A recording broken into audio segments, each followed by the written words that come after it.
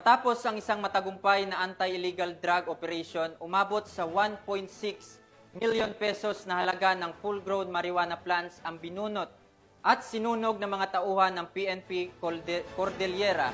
Ang buong detalye ng report ay mula kay Patrolwoman Ronalyn Layaw.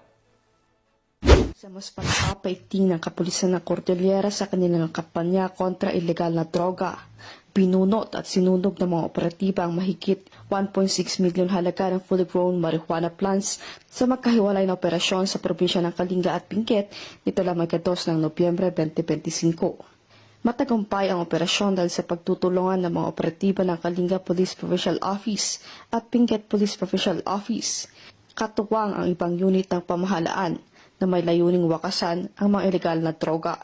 Nagresulta ang operasyon sa pagkadiskubre ng 3 plantasyon sa barangay Takadang, Kibungan, Benguet na may tanim na 5,250 piraso ng fully grown marijuana plants na may standard sharp price na 1 milyon at 50,000 piso. Samantala, nadiskubre din ang isang plantasyon sa barangay Butbut Property Lion, Kalinga na may tanim na 3,000 piraso ng fully grown marijuana plants na may standard sharp price na 600,000 pesos. Bagamat walang nahuling cultivator, binunot at sinunog ng mga operatiba ang mga pinagpapawal na tanim sa mismong lugar. Matapos makakuha ng sapat na sample upang isumite sa Regional Forensic Unit CAR para sa karagdagang pagsusuri.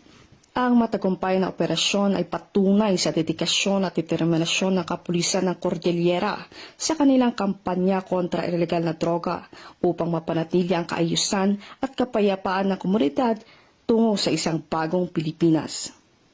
Mula dito sa Baguio City, ako po inyong PNN correspondent, Patrolwoman Layaw, alagad ng batas, tagataguyod ng balitang pulis.